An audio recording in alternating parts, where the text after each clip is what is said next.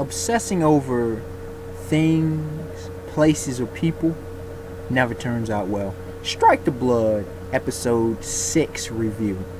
Now, before I begin this, two things. Before I begin this analysis, this review, y'all know how I do. First off, this isn't a late video. If you saw my channel yesterday, I put out 3 different videos. And even though Strike the Blood came out yesterday, I do not like putting out more than 3 videos a day. And you could say 4 because my was it Torco? No, I think it was my Survivor video I put up early Friday morning, late Thursday night, however you want to say it. And yeah. So, and also I was in the mood to watch other stuff. I was doing other stuff. So here we have it now. Now, second part. As you could probably tell, I'm not super stoked about this review. Here's why. It's nothing of personal kind of thing. Nothing's wrong with me, so to say. It's just that the episode just didn't get me that stoked. It wasn't a bad episode. You'll see my rating. You'll see how I review. You'll see my rating at the end of the review. It was just that this... I gotta get this out of the way, man. Plot progression. Slow. It wasn't turtle pace slow. It wasn't sloth slow. It wasn't pull your hair out slow. But it was slow enough that you could realize it. It was slow enough that I'm like, I'm watching this episode. Now, usually I can watch this episode, episodes of Strike the Blood pretty well through, and they go by that. Going by that does not mean it's fast paced. No. This is a prime example. I mean, some scenes were elongated more than they should have been. You had to where, doggone, the same limited character development.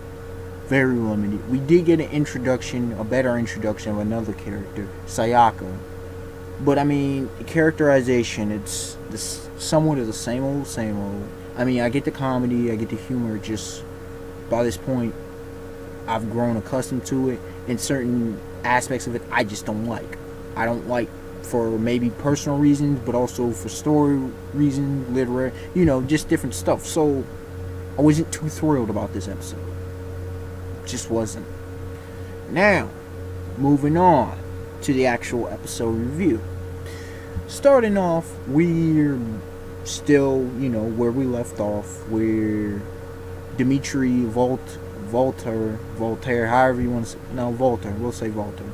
He's talking with Kojo and Himeragi, and he recognizes, obviously he's very knowledgeable about vampires, the progenitors, and all that jazz. I mean, I'm curious to how old he is, because I know sometimes vampires look young, but they're much older, so we'll see. Anyways, he shows that he's quite acquainted, before that, we get Sayaka, Himeragi's old roommate, apparently.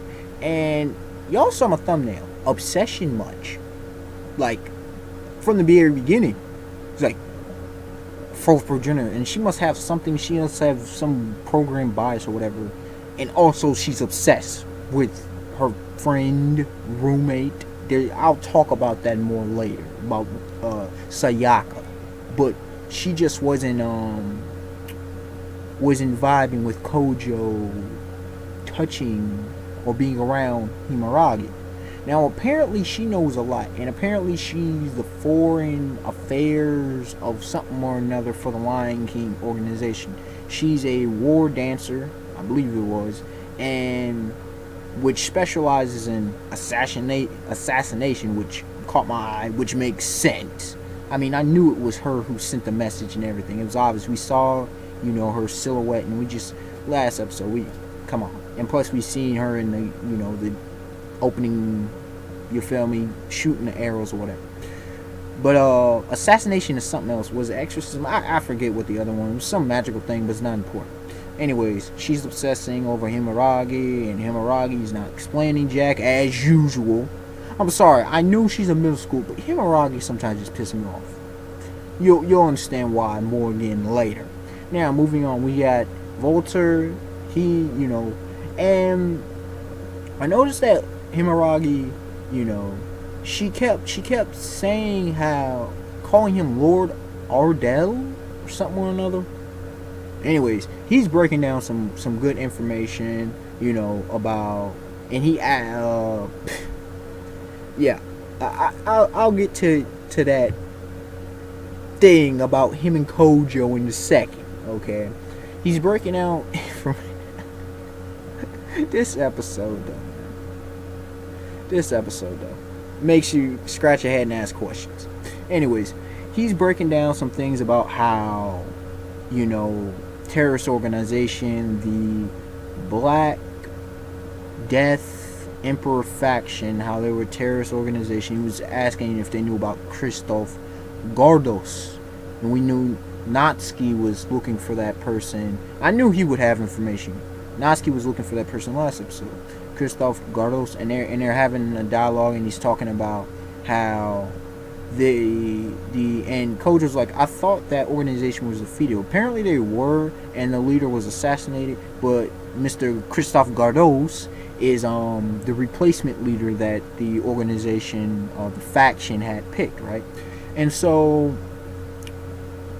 doggone, Volter's saying, I don't want to do anything, but I will, and if I do, my familiar's gonna destroy this whole island. He said he recognizes the fourth progenitor's familiars. Apparently, he was in love with the last progenitor, the Kali blood, and Volter's obviously more in control and stronger than Kojo at this point. Okay, and he's like, and he's just going things, and he says something about the Theanthrope, and he was giving some hints as to why the Gardos and the organization is here on the island. Anyways, now the main point about doggone Mr. Volter, apparently he's a bi-vampire, meaning he's bisexual. Who knew? But it's not so much about the sex, it's more about the blood. But in this case, blood kind of, it's connected. He's bisexual, like, he's bi, that's what he is. And he's talking about, he can sense that Himaragi's had a link with Kojo, and Sayaka's shocked and all that nonsense. So yeah. Moving on, Himaragi and Kojo having their talk. Before that, Asagi, she gets a message to the code, which she does easily as usual because she's just genius like that. And she breaks it down, and she's talking to Motoki, or whatever his name is. Y'all know the dude with the brown hair, Kojo and Asagi's mutual friend. And he's saying flirt with her. She takes it the wrong way. That whole scene, that's one of the scenes we're talking about, was elongated. And it was supposed to be fun. It just, like, it's unrealistic. And I'm not even going to go off on that one. It's just, I wasn't really vibing. And Himaragi, once again, acting like she doesn't care. And Himaragi, even though she breaks it down and says they need to go see someone, she talk about Kojo, and then they eventually go see Natsuki. And Natsuki says some important stuff. We see Astarte there. I did catch the joke when Natsuki-chan, that Kojo went to the room. I caught that, obviously.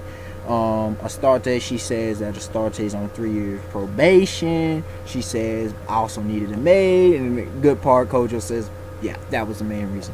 But she's breaking it down, trying to tell them Himaragi, because Himaragi spoke up about Volter, and Volter's like, alright, I'll see if you're worthy of having Kojo. Because Himaragi's like, no, you two, including Sayaka, no, I'm going to be the one who's going to shut down this Gardos fellow. Okay? And Natsuki's like, yeah, we got this all under control. Y'all two just need to butt your heads out. Y'all don't know what y'all getting into. The Navago. And eventually, so Kojo asks Asagi about that. Asagi breaks it down, and they have their scene and whatever, whatever. And pretty much Sayaka, man. I'm just gonna skip to the end because it was a lot of the same old, same old. Anyways, Sayaka, man. Yeah. She claims she's a friend. But doggone, was she not lesbian? Was she not having some lesbian? Freaking the way she was saying, oh, you breathe on her, you kiss, you nibble on it. Like, yo, with the description. Now with Kojo, I have to say back to that bi thing with Dimitri. He's like, yo, I'm a guy. Yo, dude, yo, bruh, you getting the wrong idea, man. Nah, no. I'm not homo. Okay, I don't ride like that. That's not my style. And with Himuragi, he doesn't, he's not seeing it with Asagi. He's obviously missed because her communication skills, oh lord. And then Himuragi she I understand she's in middle school and I understand how females are, but Himuragi need to stop. I'm getting so sick of that. As you can see, it's making me not even like her. Like, I like her character, but that whole thing, the way she is toying, you could say, with Kojo, he don't know how to act around. He don't know what to say is right, because one minute she's like this, the other minute she's like that. She need to get her feelings in check. Sayaka's just an obsessive, almost, she's uptight, almost like a bitch. Hey, just straight up. I think she'll be better, but yo, seemingly lesbian love for Himuragi. Now, I'm not trying to jump, but that's what it doggone seems like. Like, for real, it's more than just close, intimate friendship, okay? That's what it seemed like. And I understand, and add on the fact that Kojo is the fourth progenitor, and there's all that. I mean, she's trying to kill the dude. For what? Seriously? Because of what? Because he touched Himuragi? Not knowing what Himuragi thinks or feels, she came out of the blue and just gonna start trying to kill folk. But then she accidentally, because she caught him, and Kojo doesn't have full control of his vampiric abilities yet. He's starting to release familiars, or about to release. He's trying to, subdue that on some Drago from Bakugan Mectanium Surge action going here. Yeah, I'm watching the series, so that's what it reminded me of. And freaking Asagi walks in, and he's like, Asagi, you really thought he just should have gone on and explained it. He really should have. It's about that time. And I mean, she does. I feel for Asagi because she does love it. She just needs to communicate her emotions and feelings properly. She really does. Himuragi, she needed to just stop her foolishness, her seemingly like bipolar, neurotic thoughts, and saying he can this sexual and embarrassing Kojo and stuff. It's just no. And the last and the key part, foreshadowing for next episode, whatever, try to be somewhat suspenseful, not really suspenseful, is the fact that I'm guessing the faction's coming for Asagi. I'm guessing that's them. And, I mean, they got a picture, and it makes sense because she's genius level. So, overall, like, I already told you at the beginning of the episode, like, some of my thoughts. It gets a 5 out of 10. It's an average episode. And I'm just like, There was, of course, some good parts. It wasn't a bad episode. It wasn't terrible or nothing like that. But it's just like, through most of the episode. We've seen this, been there, done that. There was minimal plot progression. Little to no character development. I mean, we did get the introduction of Sayaka, but she was just straight up annoying in this episode. The humor fell flat for the most part. I mean, I don't want to sound like a drag, but this episode could have been a hell of a lot better. Volter was a highlight of the episode. Asagi doing her thing was, the fact that we did get another important character was a highlight. The fact at the end that it might be a Asagi rescue mission arc, whatever, however you want to say it, that was kind of cool. I just hope they handle that properly and that this next episode is going to be better. Okay, I'm really hoping that this next episode is going to be better. I think, what was it, episode 3 that I was saying like a 5.5 rating if I would have did the review. So, unexpected, want to like, comment, subscribe, tell me y'all thoughts. This video probably went longer than it could have, but I just wanted to be clear. Like, I like certain elements, but it was, they barely were able to manage to balance it out over the I wouldn't even say boredom, but it's like mono- monotonous. Is that the word I'm looking for? I'm trying to think. That might be the word, just almost on some monotone. Yeah, probably monotonous. So yeah, man. Like I said, five out of 10 average rating, and yeah, strike the blood. Get better next episode, cause I really do like the series. I really do like the series. And like I said, like, comment, subscribe. Tell me y'all thoughts. I'm sorry. It just sometimes episodes like this just frustrate me because it could have been so much better. And I don't know how to properly say it, so it's like I'm trying to get the words at the same time. But anyways, have a beautiful night. Peace.